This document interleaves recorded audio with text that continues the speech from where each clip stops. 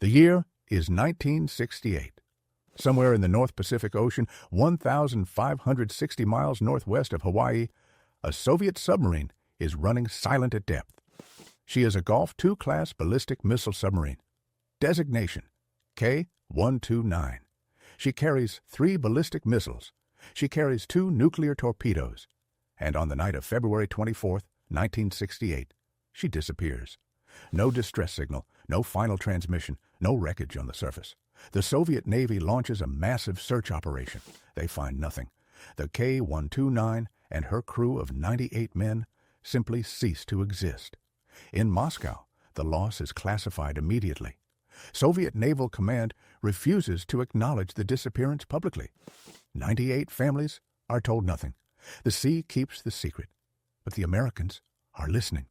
The U.S. Navy's SOSUS network, a classified array of underwater hydrophones stretched across the Pacific floor, had been tracking Soviet submarine movements for years. On March 8, 1968, SOSUS registers an acoustic anomaly, not an explosion, not an impact, something between the two, a single event, originating from the North Pacific. The coordinates are logged and passed immediately to naval intelligence. Within weeks, the CIA is briefed. The acoustic signature matches a catastrophic hull failure at depth. The K-129 did not sail away. She imploded, and she is sitting on the floor of the Pacific Ocean at a depth of 16,500 feet. 16,500 feet, that is over 3 miles straight down.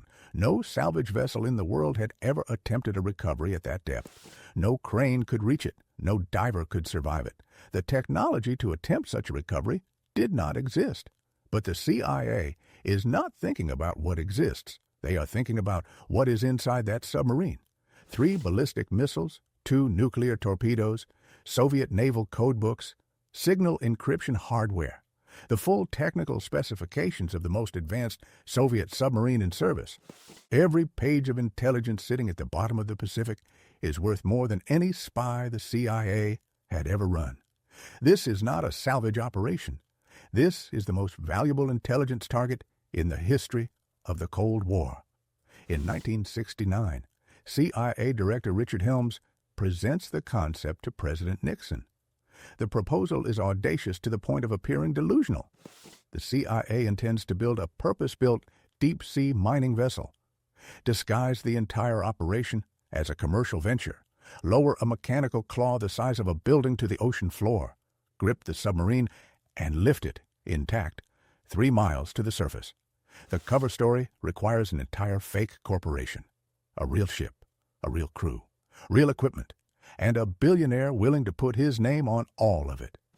That man is Howard Hughes, one of the wealthiest and most eccentric men in America.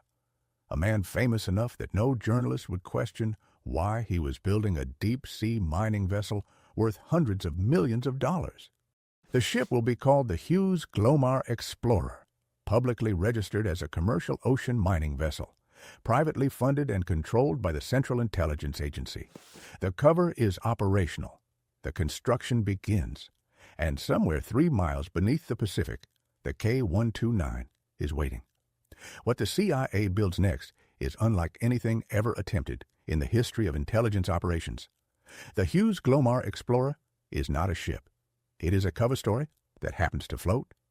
Construction begins in 1972 at the Sun Shipbuilding and Dry Dock Company in Chester, Pennsylvania. The contract value, $350 million. Every dollar is CIA money, channeled through a front company called Global Marine Development, Inc. The ship is 618 feet long, 115 feet wide. It displaces 63,000 tons fully loaded. One of the largest vessels ever built for a single covert operation in American history. But the ship is only half the problem. The real engineering challenge is what hangs beneath it.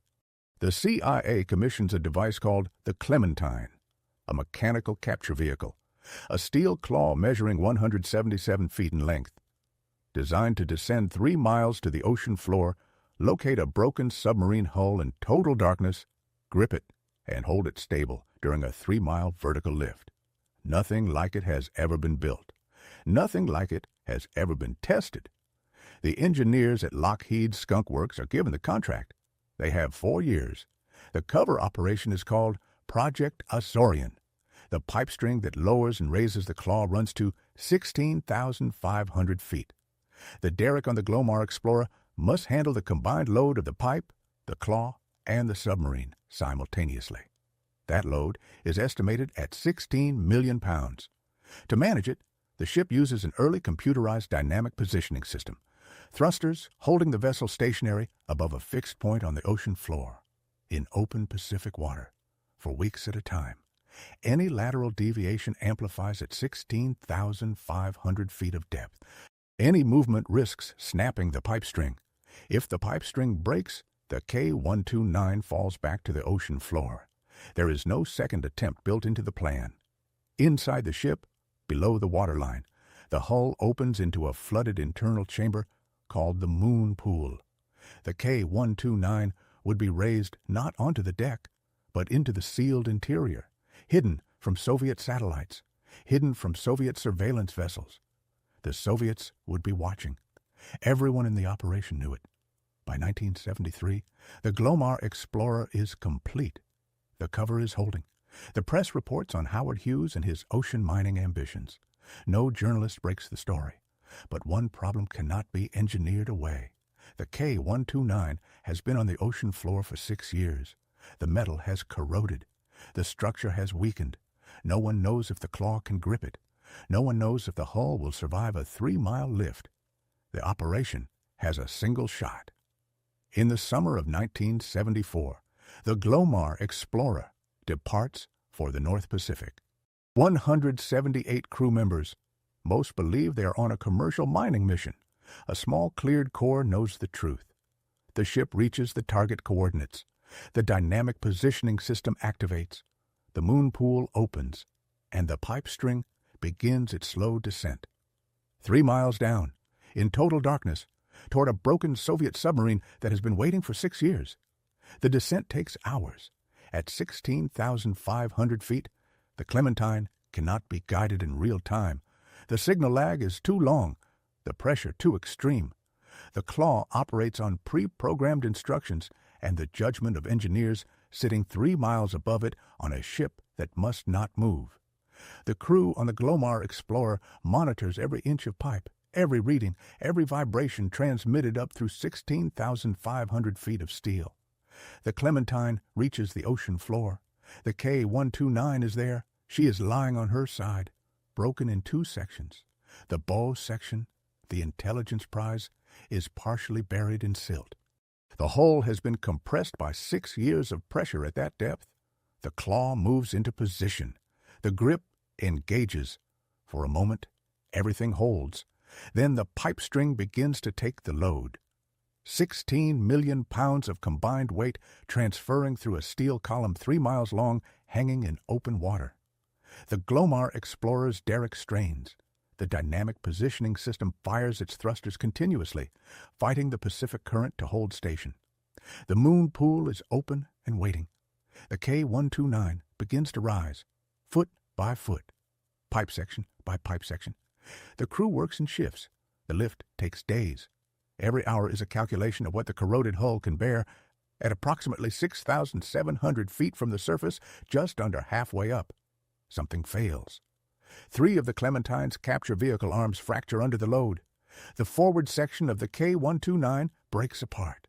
A large portion of the submarine falls back into the darkness, back to the ocean floor. What remains in the claw is a section of the bow, approximately 1/3 of the original target. The mood on the Glomar Explorer is not recorded in any declassified document. But the mission log notes the event without emotion. Structural failure. Partial recovery. Operation continues. What they have is not what they came for, but what they have is still extraordinary. The recovered section is raised into the moon pool. The hull doors close beneath it. The K-129, or what remains of it, is now inside an American vessel, in international waters, with Soviet surveillance ships less than a mile away. Those Soviet ships had been shadowing the Glomar Explorer for weeks. They had watched the mining operation proceed. They had no idea what was being lifted from the ocean floor beneath them. The CIA crew begins the systematic exploitation of the recovered section, working in the sealed moon pool around the clock. What they find includes the remains of 6 Soviet sailors, 2 nuclear torpedoes, partially intact, Soviet naval equipment, classified materials, enough to confirm the identity of the vessel beyond any doubt. The 6 sailors are given a formal burial at sea on September 4, 1974, with full military honors.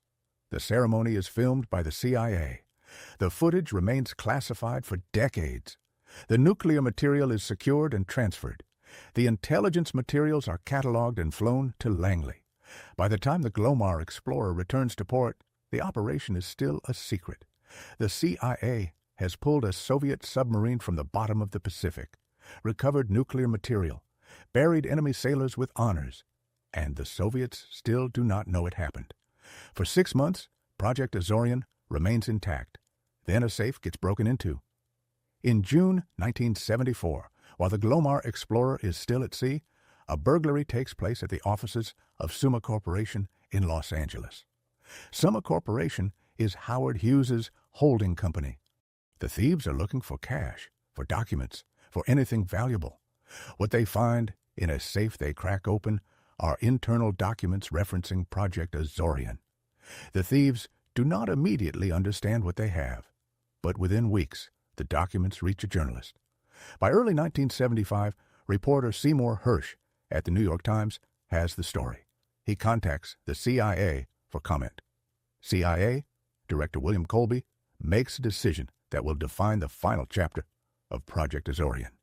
He does not deny it. He asks Hersh to hold the story, in the interest of national security. Hersh agrees, temporarily. Colby then begins a quiet campaign to suppress the story across every major American news outlet. He personally calls editors. He invokes national security at every meeting. For weeks, it works. Then on February 7, 1975, the Los Angeles Times publishes. The headline reads, CIA reported after Russ Sub. Within 24 hours, every major news organization in the world has the story. The cover is gone. Project Azorian is public. The CIA's response is a single sentence that becomes one of the most famous non-answers in the history of American intelligence. When journalists file Freedom of Information Act requests for documents related to the Glomar Explorer, the CIA responds, "We can neither confirm nor deny the existence of the information requested." It is the first time that phrase is used as an official government response to a press inquiry. It enters the legal lexicon permanently. Today, it is known as the Glomar response. It is still used by intelligence agencies around the world. In Moscow, the Soviet government faces a decision. They now know, from the American press, that the CIA attempted to raise the K-129. They know the cover story. They know the ship. They know the operation name. What they do not know is how much was actually recovered. The CIA never tells them.